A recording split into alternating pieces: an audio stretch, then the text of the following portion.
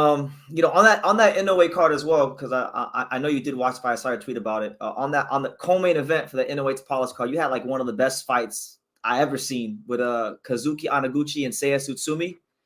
Yeah. What did you make of all that whole fight?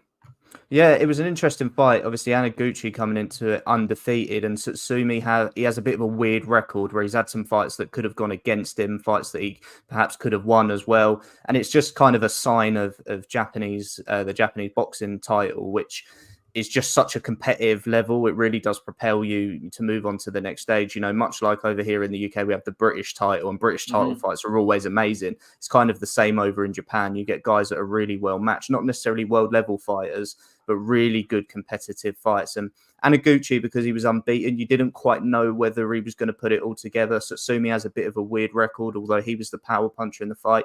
But really, that was the difference between them, was the power punching. Early on, Anaguchi was getting the better of him. He was picking him apart.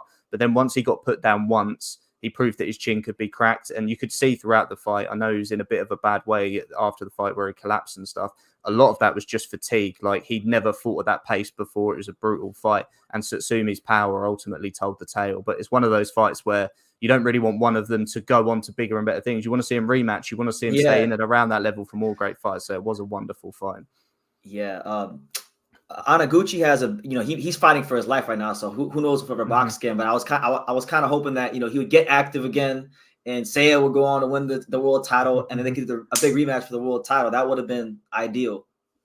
Yeah, I mean, hopefully Anaguchi's doing okay. Speaking to someone after the fight, they were saying a lot of it was the fatigue and the tiredness, more so than kind of the injury itself. So hopefully that with a good bit of rest and stuff, we find out some more positive news soon. No, 100%. I know also in Japan, I'm going to run through all the Japanese stuff first. I know also in Japan, recently we had Kazuto Ioka. He got another knockout victory against Jasper Perez, who we didn't know much about, and he wasn't the highest ranked contender. But what do you what's your take on Ioka in 2024? Like, because he's at the latter stage of his career. There's still some massive fights from the division. How you see in 2024 for Ioka? Yeah, he's an odd one, Kazuto Ioka. I mean, he's always gone against the grain over in Japan. He's always kind of gone against Tekken, who are the main promotional people before Hashi and Inoue kind of stepped into the market. But, he's never really worked with Tekken fighters. He's built a bit of a rivalry there. He's, been hated by the Japanese Boxing Commission as well. So Ioka's always been a bit of a strange one, but every time you get frustrated with him, you just watch him and think, my God, he's good. His left hand, the jab, it's so cultured, and he boxes brilliantly.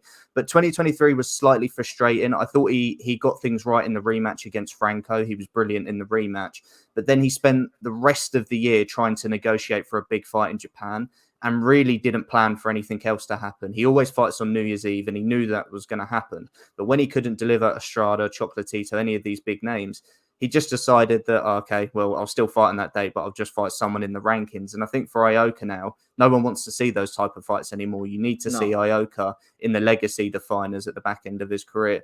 I can't necessarily see where a lot of them come from, to be honest with you, because of his issues with other promoters.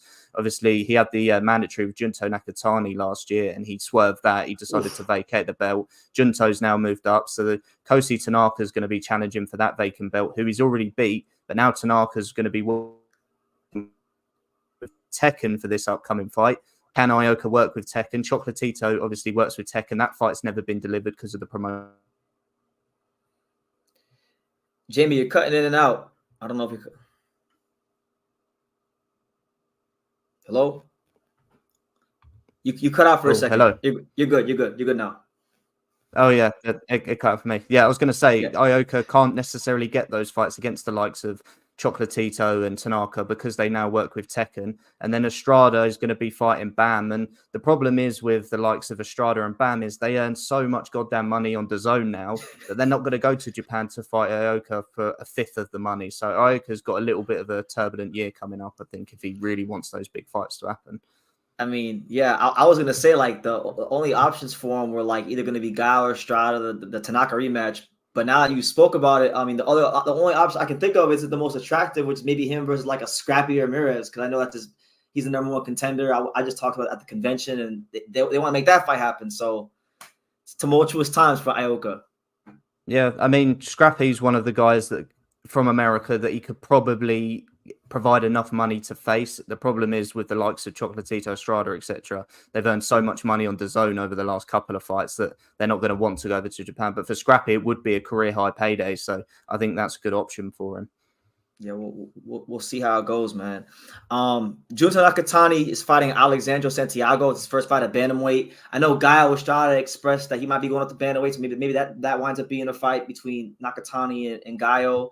But how do you feel about the prospects of Junto at 118? Because a lot of people think that he might just be the best fighter in Japan, not named Inoue.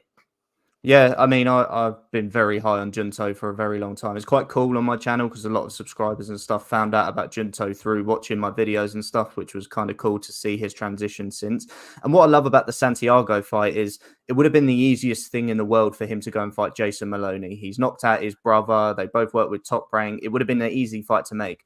But instead, he went out there and he pursued another belt. You know, he's won WBO titles before. He wants to go win that green and gold belt. He wants to win a WBC title. Santiago's coming off the biggest win of his career over Donaire. I love that Junto's kind of gone outside the box a little bit for this one. He will eventually unify against Jason Maloney, providing he gets through Santiago. But Junto is so talented and there's just no ceiling because he's so big and he's so tall. The guy looks like he could box at lightweight if he wanted to. So he's that sort of fighter that you really don't know just how far he can get. Sometimes you watch him and you're blown away. There's other times where you think, okay, maybe just put the brakes on a little bit. Like That's how I feel. The RG Cortez fight last time out, he didn't look his best, and that was another one where you're facing, a different style to what you're accustomed to facing over in Japan. So just sort of tone it down a little bit. But Junto's got so much talent that I think once Inoue gets to the back end of his career, it'll be Junto that takes over from him.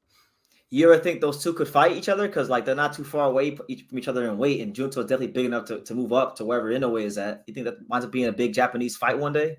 Maybe it literally just depends on the weight. I think it just depends if like Inoue and Junto kind of move at the same pace. It's like Junto finally gets to super bantam and Inoue goes up to featherweight, and then it happens again. And maybe Inoue's too long in the tooth by the time that Junto gets to a featherweight. So I think the timings are a little bit off right now. But if it could ever happen one day, it maybe could end up being the perfect fight for Junto to take over from Inoue.